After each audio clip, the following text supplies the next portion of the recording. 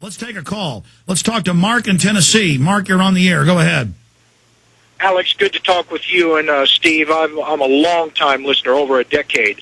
Yeah, I 100% agree that the biological avenue is the way they're going to take for several reasons. First and foremost, if you think about it, one of the best ways to get neighbors to snitch on neighbors, to turn against neighbors, is most of these gap-jawed, round-bellied, Kool-Aid gulping sheep zombies. All they're going to know is that I don't want him giving my family the flu. Yeah, they're too stupid to know that if they've had the shot and it supposedly works, then your neighbor can't give it to you. That bogus term. In fact, you were using it earlier about the common good, or what's that term they use to try to forcibly inject everybody? Steve? I'm sorry, Alex, you just missed me. I'm just... Public welfare. Yep, there you go.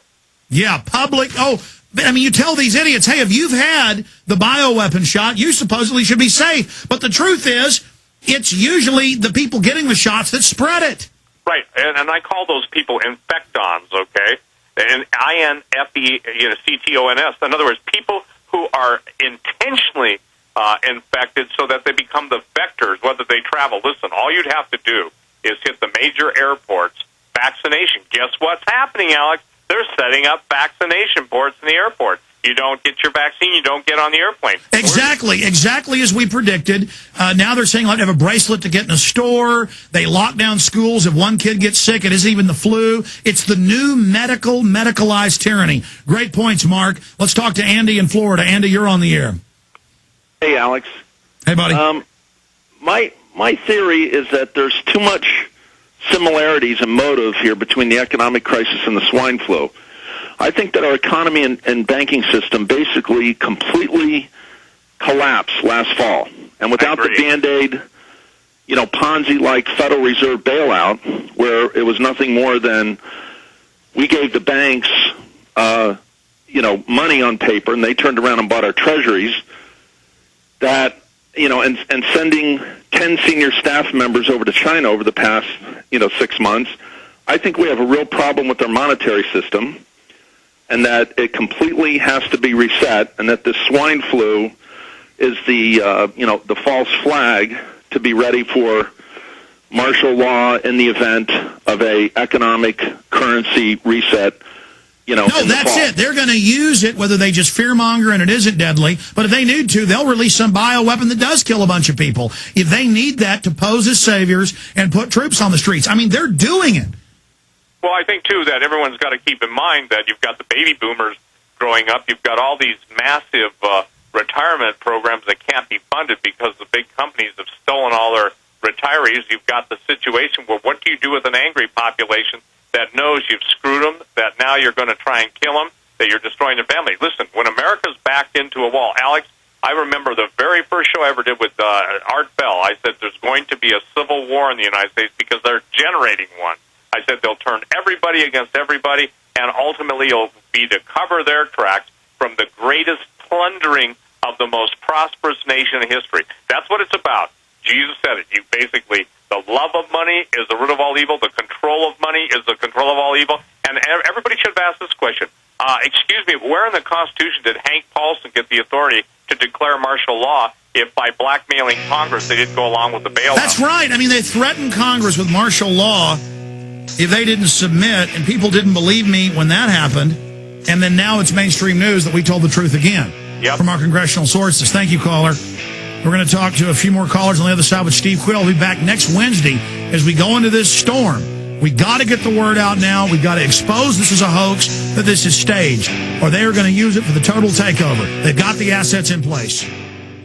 Let me tell you a little bit about one of our great sponsors, HomeGain.com. This is the place to get you started buying or selling a home, finding a realtor, and getting any real estate questions answered. Go to HomeGain.com and see what I'm talking about. All you need to do is type in your home address, and you will get an instant free estimate of your home's value online. This is a great way to be able to monitor the value of your home. And again, it's absolutely free. There are tons of tools to help you. For instance, if you want to remodel your home, go to HomeGain.com. Use their Home Sale Maximizer to help you determine which home improvements can most increase your home's value before you put it on the market. For 10 years, these folks have been helping home sellers and buyers. Visit their link at Infowars.com.